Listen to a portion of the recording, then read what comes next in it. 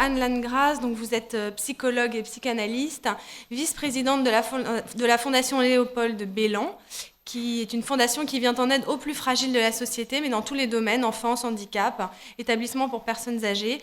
Vous avez 18 établissements et services. Ah, pourquoi j'ai 18 ? Très bizarre. Oui, bon, alors vous allez repréciser ça, excusez-moi. Après le rapport SICAR, vous avez donc la Fondation, sous la houlette de la Fondation, rédigé une charte d'accompagnement de la fin de vie, comme un véritable engagement à s'occuper au mieux et au plus près de la personne âgée qui termine sa vie. Donc nous vous écoutons pour nous expliquer un petit peu la genèse de cette charte, son contenu, et donc je précise que vous pouvez la prendre en sortant puisque elle est disponible. Voilà, c'est bon ? Bon, donc je vais vous parler maintenant. Et parlez bien près du micro toujours parce que, voilà, rapprochez-le. On n'entend pas ? C'est mieux ? Comme ça ? Celui-là, c'est le plus mauvais en fait. C'est comme ça ?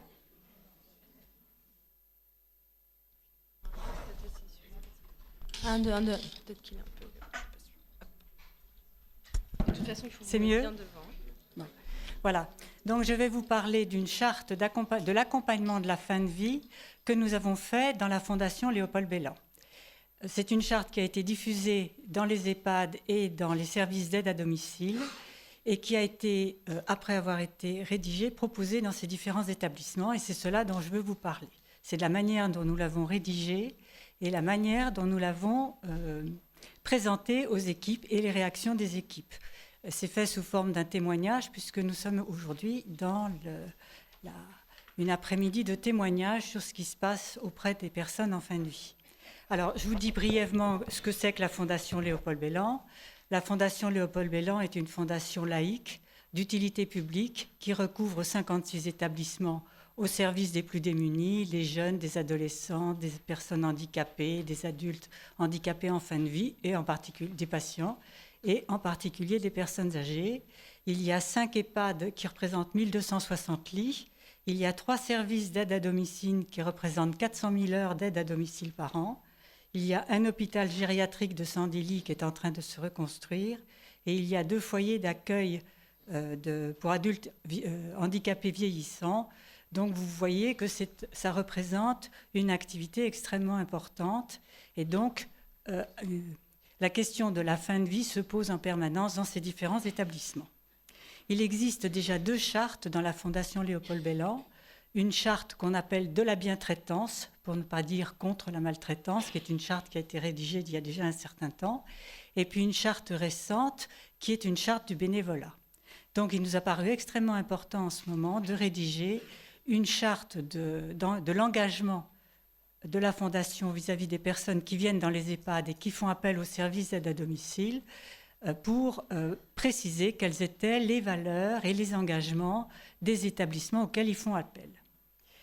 Ça nous a paru d'autant plus important de rédiger cette charte que ceux qui rentrent dans une EHPAD ou ceux qui font appel aux services à domicile, c'est toujours un moment très difficile. Et il nous a paru que c'était nécessaire de les assurer qu'ils pouvaient faire confiance à l'établissement auquel ils font appel et à ceux qui y travaillent. Vous verrez que la question des équipes est très importante.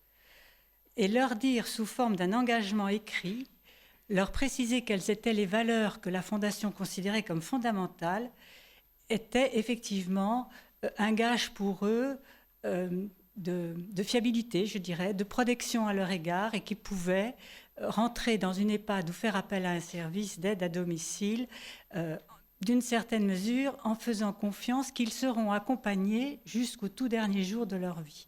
Parce que ça, c'est un engagement qui est important dans la charte qui est écrite, c'est qu'ils peuvent compter sur la Fondation pour les accueillir jusqu'à leur dernier jour et tenter au maximum d'éviter les transports dont on vous a beaucoup parlé ce matin et ce matin.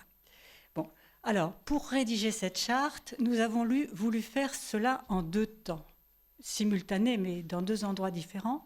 Nous avons voulu d'abord prendre acte de ce qui existait réellement dans la pratique des établissements, les soins quotidiens, la manière dont les soignants et tout le personnel qui travaille dans les établissements s'organisent autour des personnes âgées, quelles étaient leurs interrogations, quelles étaient leurs craintes, quelles étaient leurs joies, et puis qu'en même temps, ce soit l'aboutissement d'une réflexion commune.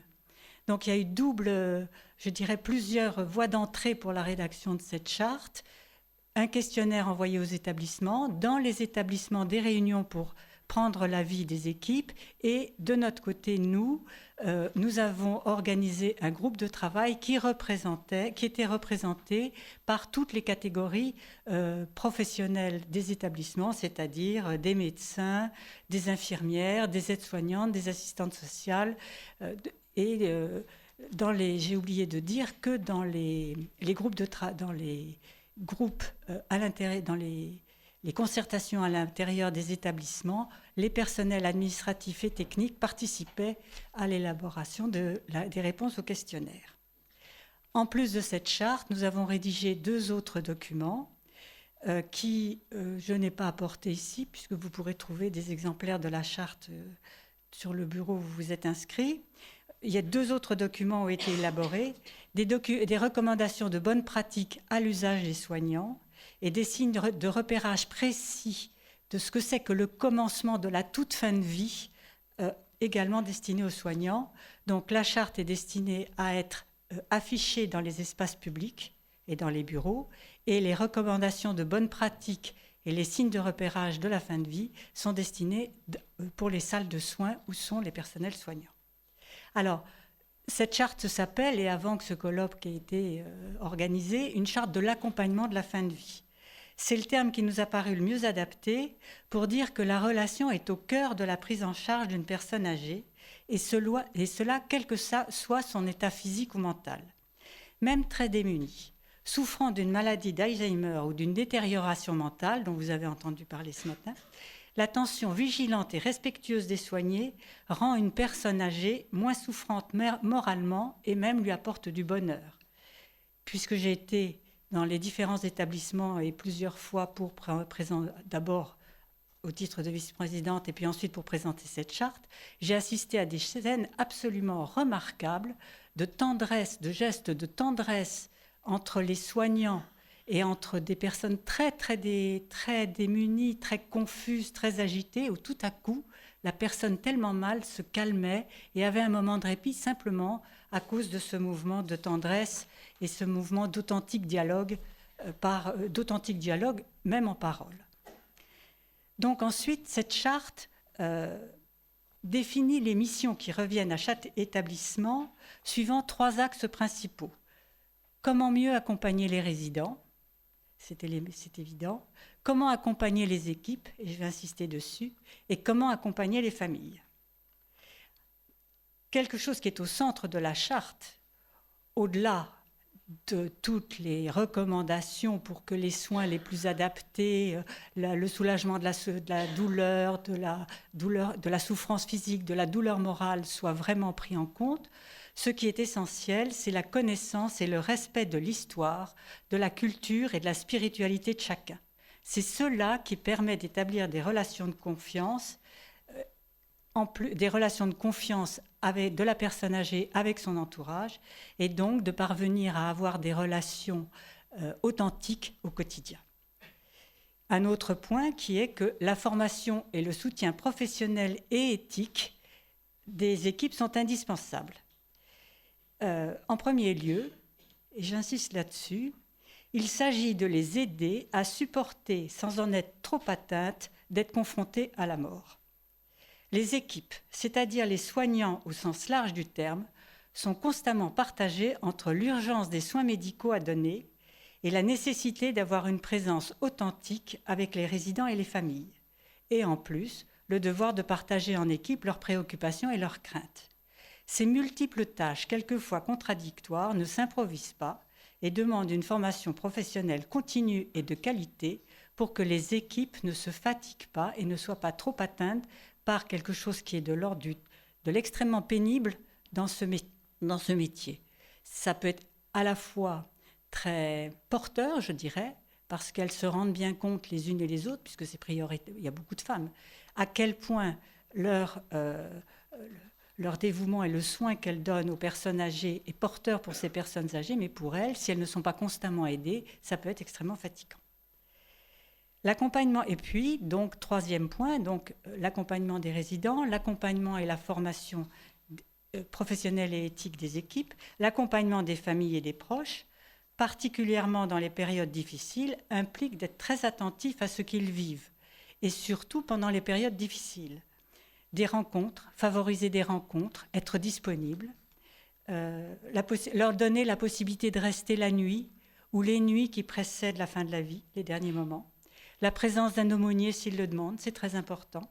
Des lieux de recueillement, il y a eu une question qui a été posée à ce sujet tout à l'heure, des lieux de recueillement où ils puissent se rendre ensuite. C'est-à-dire que le corps de la personne qu'ils ont aimée ne soit pas tout de suite escamoté, mais qu'ils puissent avoir un temps de recueillement auprès du lit, qu'ils puissent, dans l'établissement, se recueillir, qu'il puisse y avoir quelque chose qui les accompagne dignement et respectueusement dans leur chagrin. Donc cette charte, après avoir été acceptée par le conseil d'administration, a été présentée dans chaque établissement par le médecin gériatre coordinateur de tous ces établissements, de la Fondation, et par moi-même. Et c'est ça, et dans ces réunions, que ce soit dans les EHPAD ou dans les services d'aide à domicile, toutes les catégories professionnelles étaient représentées.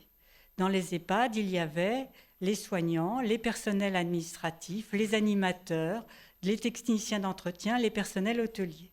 Dans les services à domicile, étaient là pour participer à cette réunion les aides ménagères qui assurent les repas et le ménage, les aides-soignantes, les équipes spécialisées dans les soins infirmiers. Donc ce que je vais vous dire, c'est vraiment quelque chose qui rend compte du dynamisme et du dialogue dans ces équipes et entre les personnes. Donc de ces rencontres, je voudrais vous faire part de plusieurs points qui m'ont paru très importants. L'investissement personnel de chacun est remarquable, c'est ce que je considère, dès que son rôle spécifique est reconnu et mis en valeur comme un élément important. Par exemple, les personnels hôteliers des EHPAD considèrent qu'ils ont, c'est-à-dire ceux qui servent à table, ceux qui débarrassent, ceux qui font le quotidien de l'alimentation dans une EHPAD, les personnels hôteliers considèrent qu'ils ont un rôle important. Ils acceptent certaines demandes ou certains travers de caractère des résidents avec bienveillance et patience, parce que pour eux, et à partir du moment où c'est reconnu comme ayant de la valeur dans le soin aux personnes âgées, les repas sont l'occasion de relations authentiques avec les résidents, et donc les repas ne sont plus une simple formalité à expédier le plus rapidement possible, mais vraiment un moment de convivialité où ils ont l'impression que les résidents peuvent y prendre du plaisir et partager avec eux. Et les personnels hôteliers étaient très actifs dans les réunions auxquelles j'ai participé. Un autre point qui m'a paru important, c'est la confrontation à la mort est d'autant plus difficile que les soins sont des soins de grande proximité. Je parle en particulier des aides-soignantes ou des auxiliaires de vie qui sont là au quotidien et qui assurent leur métier de manière vivante et chaleureuse pour les résidents. Aussi bien les aides-soignantes que les auxiliaires de vie parlent avec beaucoup d'émotion de la disparition des personnes âgées, même quand elles étaient très, très malades, je dirais. Elles sont douloureusement touchées par la disparition de certains patients auxquels elles étaient inconsciemment attachées. Parce que bien entendu, elles savent que ce sont des personnes qui sont en fin de vie. Mais à partir du moment où on fait les soins du corps tous les jours, où on a une relation par le toucher, il y a quelque chose qui inconsciemment se met en place d'un attachement à l'égard des personnes qu'elles soignent. Et il était indispensable à ce moment-là, dans l'accompagnement qu'on a à l'égard des équipes, d'en parler individuellement avec elles. Ça, c'était quelque chose qui me tenait beaucoup à cœur parce que j'ai travaillé comme psychanalyste dans un centre qui était proche d'un hôpital de gériatrie. À l'époque, ça ne s'appelait pas EHPAD, ça s'appelait autrement. Et je recevais régulièrement des petits-enfants qui étaient dépressifs et on ne savait pas pourquoi. Et je les recevais avec leur mère jusqu'au moment où j'ai réalisé que ces femmes travaillaient dans une EHPAD. Et elles rentraient le soir finalement assez endeuillées de ce qui s'était passé dans la journée, Elles n'en avaient pas vraiment conscience, elles n'en parlaient pas autour d'elles, mais finalement les petits-enfants épongeaient quelque chose de la fatigue et de la dépression de leur mère. Et c'est à partir de ce moment-là que j'ai pensé qu'il fallait faire tout un travail auprès d'elles pour pouvoir les aider à ce que disait Véronique tout à l'heure, quand elles ferment la porte, mettre de côté leurs soucis ou leur affectivité sur le plan professionnel pour se consacrer à leur famille. Et c'est pour ça en partie que j'ai été très attentive à la rédaction de cette charte d'accompagnement. Alors, un troisième point qui m'a beaucoup surpris et qui est contradictoire avec ce que je viens de vous dire, puisque je viens de vous dire à la fois que la confrontation à la mort est difficile pour les équipes soignantes et particulièrement pour ceux qui font les soins au quotidien. Je viens de vous dire que j'avais constaté dans ma pratique clinique que les soignants étaient émus par ce qui se passait.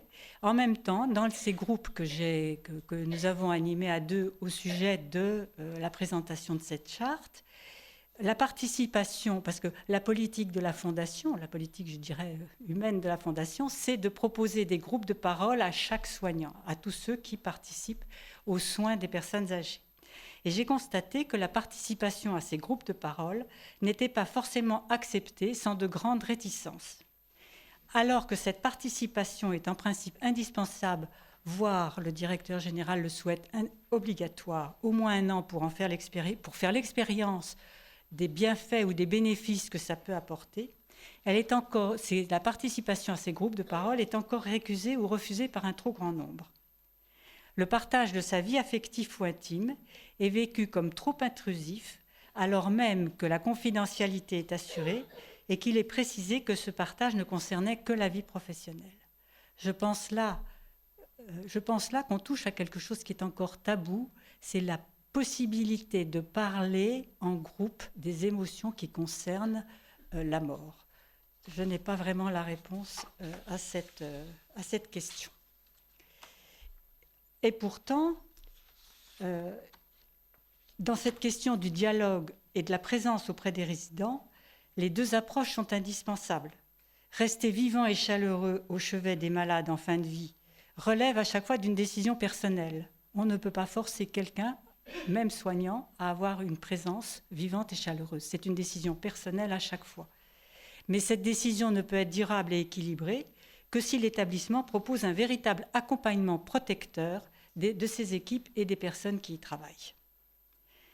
Et donc, la formation continue et la mise en place de groupes de parole nécessitent un véritable engagement et la mise en place de directives précises de la part de la direction, avec tout un cheminement de la part de ceux qui y travaillent pour prendre la mesure de ce que ces groupes de parole peuvent leur apporter sur le plan professionnel.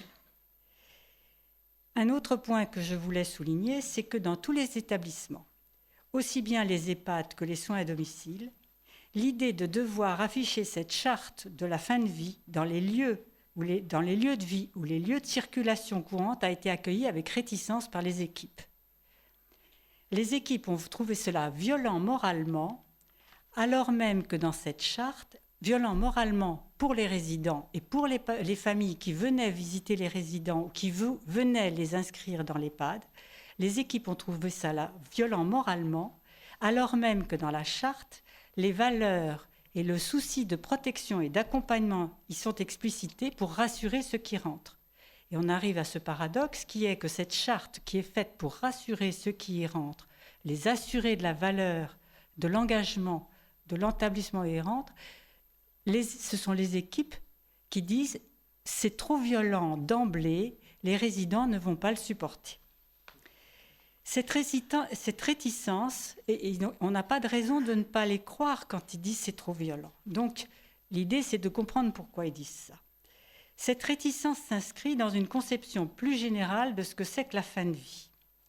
Les résidents viennent à l'EHPAD pour y vivre et non pour y mourir. Les équipes travaillent pour veiller à leur vie et seulement dans un second temps pour les aider à mourir le plus tranquillement possible. La culture des EHPAD est en fait une culture de vie. C'est pour cela que toutes les équipes sont d'accord pour dire qu'il n'est pas possible d'aborder la question de leur fin de vie avec les résidents à leur entrée dans l'EHPAD, même s'ils savent qu'ils viennent pour cela. Là, je crois qu'on touche quelque chose qui est autour de quoi on a beaucoup tourné aujourd'hui, qui est, on sait que la fin de la vie est là, c'est quand même quelque chose de très difficile à aborder.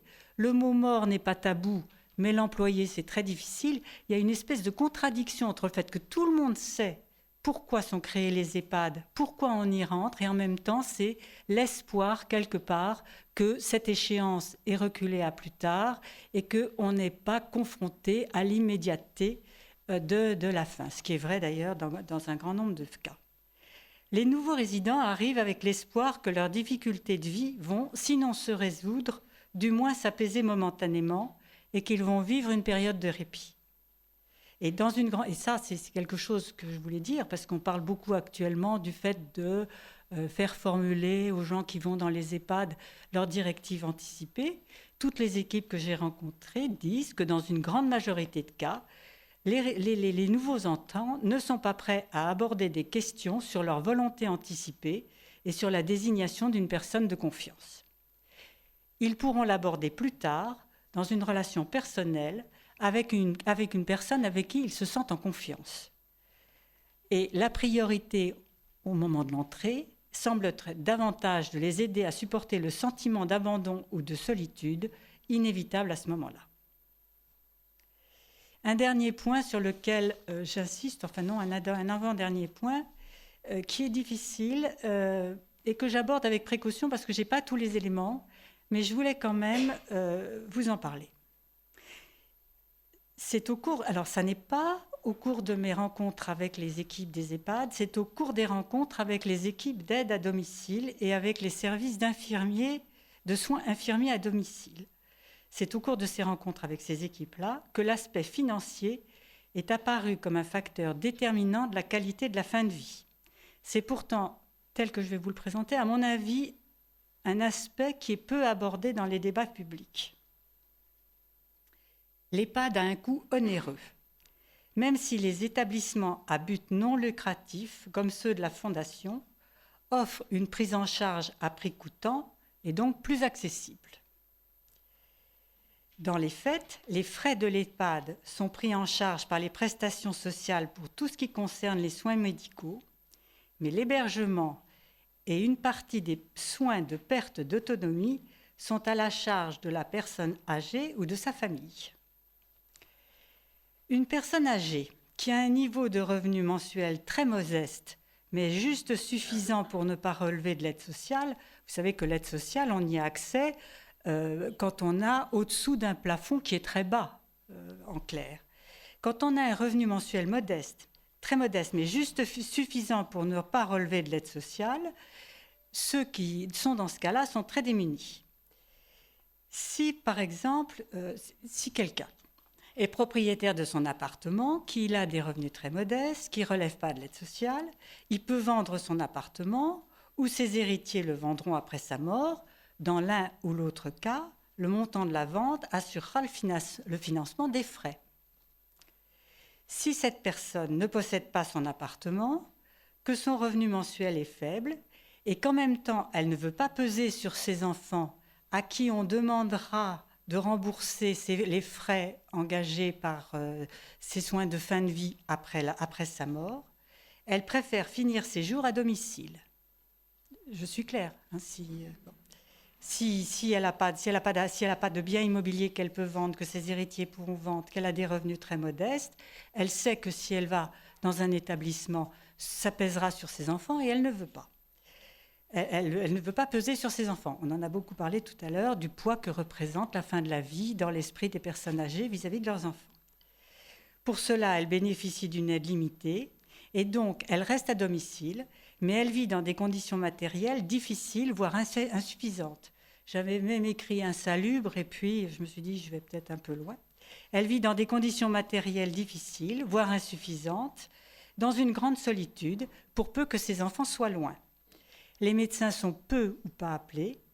Tout repose alors sur la générosité et la disponibilité de l'entourage immédiat, c'est-à-dire souvent les voisins de l'immeuble. C'est ce que me disent les équipes.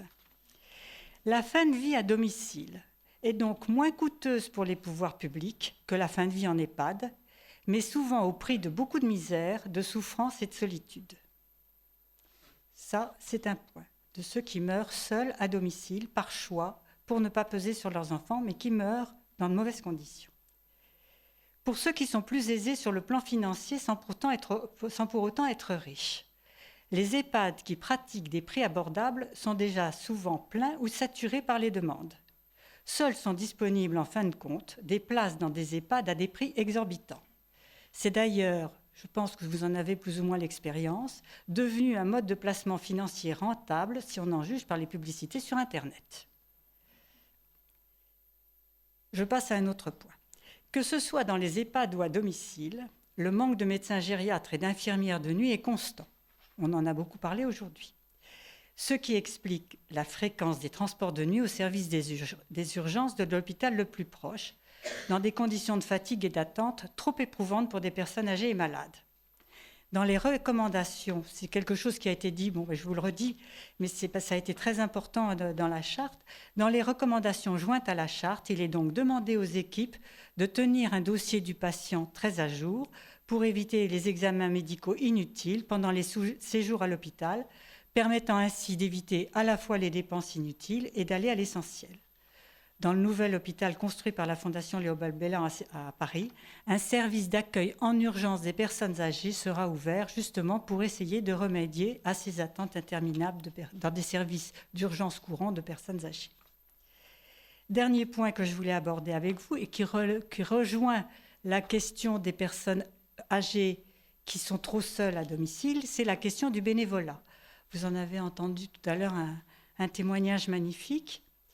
La question du bénévolat auprès des personnes âgées finissant leur jour à domicile est importante et très compliquée à mettre en place, beaucoup plus compliquée à mettre en place que dans les EHPAD.